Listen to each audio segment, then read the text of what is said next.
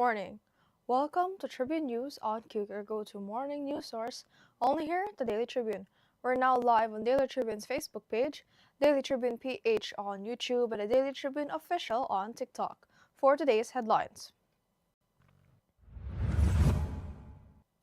The effort to impeach Sara Duterte intensified after the House Committee on Justice declared two complaints against her sufficient in form and substance.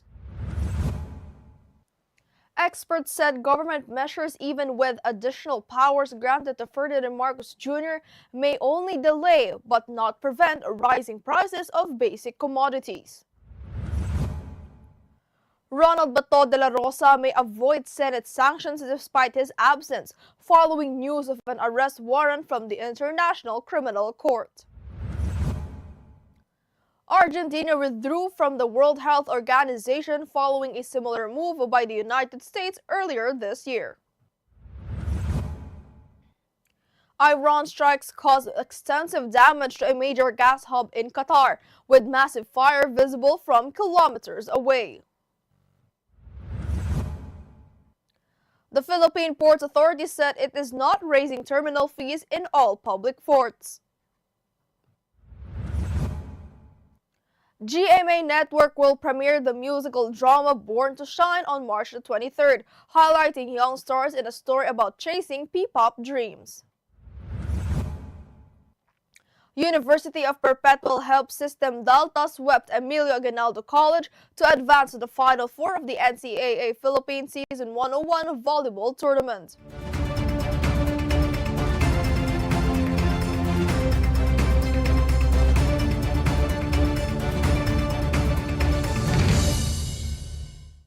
Today is the 19th of March 2026, Thursday, and I'm Eliana Lacap, bringing you today's top stories. Let's kick things off with today's weather. Today, the northeast monsoon or Amihan will bring cloudy skies with light rains over northern Luzon.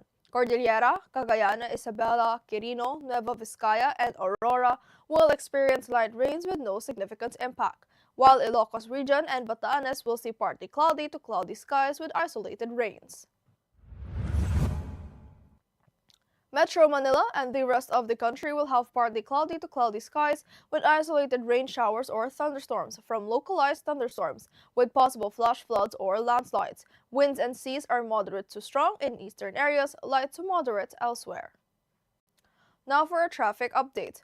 Light traffic is reported at Balintawak Toll Plaza, Bukawi Toll Plaza, and San Fernando northbound and southbound lanes. Approaching Mindanao Toll Plaza, there is a 7 to 8 vehicle queue. Meycauayan River Bridge southbound has middle lane and lane number 2 closed for safety repair works, but traffic remains light. Counterflow is open from Meycauayan Interchange to Liptong Meycauayan for northbound vehicles. All other areas of NLEX, STX, and NLEX connector, including toll plazas and interchanges, are reporting light traffic. Now let's move on to this morning's headlines. The Committee on Justice cleared the two impeachment complaints against Vice President Sara Duterte on Wednesday, ruling them sufficient in form and substance and setting hearings to begin next Wednesday, March the 25th. Committee Chair Gervin Luisto said the decision followed motions by Lorenz Defensor and Janet Garin with no objections. Allegations include the misuse of confidential funds, bribery, and threats against President Ferdinand Marcos Jr., First Lady Lisa Marcos, and Martin Romualdez. Duterte's response focused on procedural issues. The committee also approved protective custody for alleged aide Ramil Madriaga, while ex-VP SG head Colonel Raymond La Chica denied the links to Pogo and drug funds. Now, experts warn that government actions to ease rising fuel costs, free public transport credits, halted fare hikes, and granting President Marcos emergency powers to suspend excise taxes may only delay high prices for basic goods.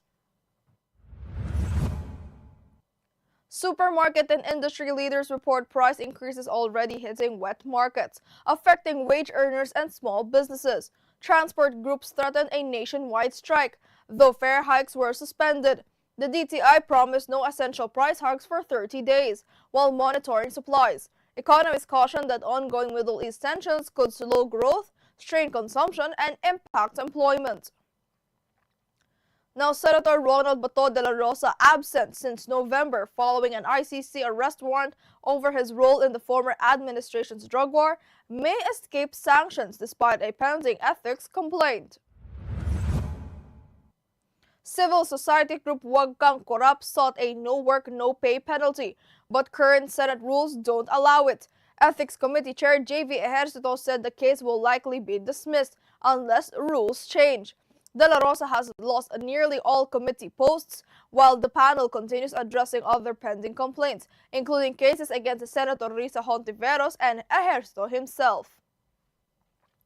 Now, Argentina formally withdrew from the World Health Organization on Tuesday, a process begun last year under President Javier Milei, an ally of U.S. President Donald Trump. Foreign Minister Pablo Quirino said the country will pursue international health cooperation through bilateral and regional agreements, while retaining full control over domestic health policy.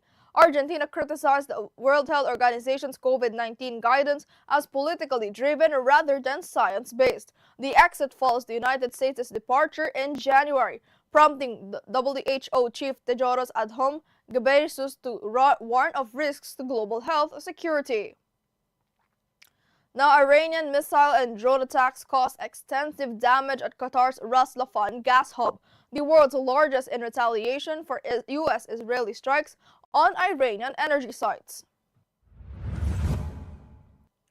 Qatar Energy said emergency crews contained the fires, and its defense ministry intercepted 2 ballistic missiles with no casualties. The strikes coincided with Saudi Arabia hosting Arab and Islamic foreign ministers to discuss the Middle East conflict.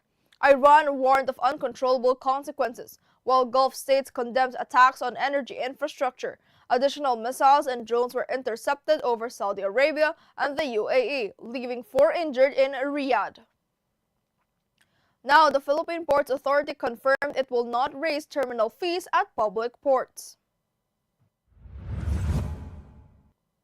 PPA General Manager Attorney J. Daniel Santiago said the fees for senior citizens, students, uniformed personnel, and persons with disabilities remain free.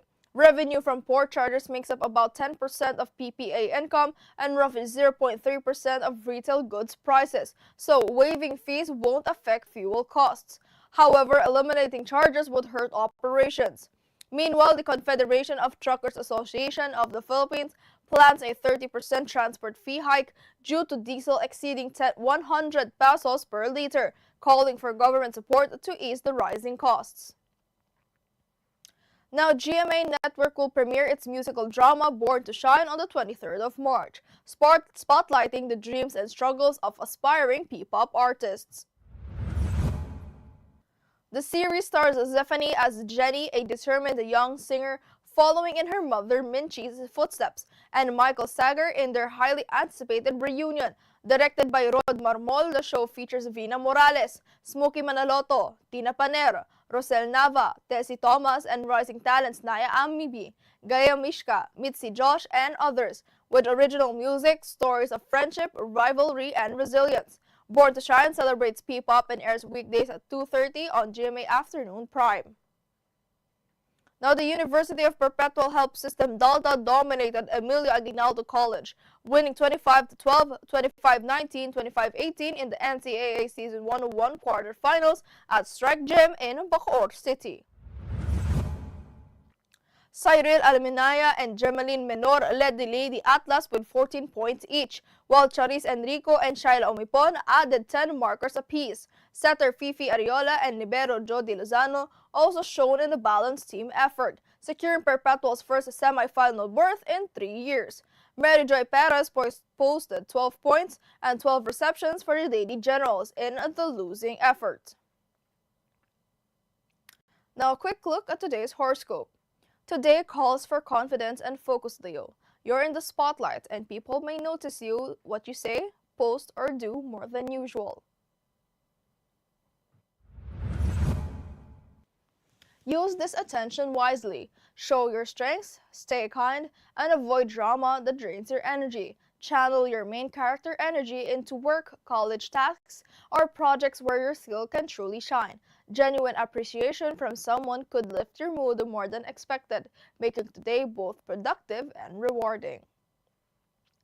Now, Katribo, did you know that on March 19, 1731, Maria Josefa Gabriela Carino de Silang, better known as Gabriela Silang, was born in Canyogan, Santa, Ilocos Sur?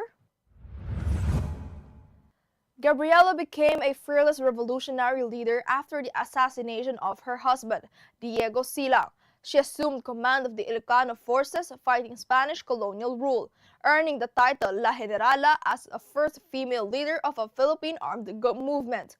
Despite her courageous efforts, her forces were eventually defeated, and she was executed at age 32 in Vigan Central Plaza on September 20th, 1763.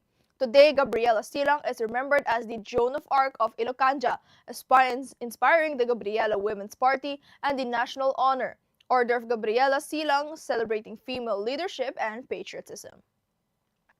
Now, this morning's viral comes from a TikTok video that has racked up 1.6 million views, and it will leave you questioning what you're really seeing. In the clip, a chicken is seen pecking at another dead chicken, prompting hilarious reactions from netizens. Comments range from "friends don't know the way you taste" to jokes about the chicken's sudden pause, as if it suddenly realized what it had done. The bizarre yet funny moment has viewers laughing and double-checking the video for themselves. And that's all for now, mga katribo. Join us again at 1 o'clock p.m. for more updates. This has been Eliana Lacap for Tribune News on Q.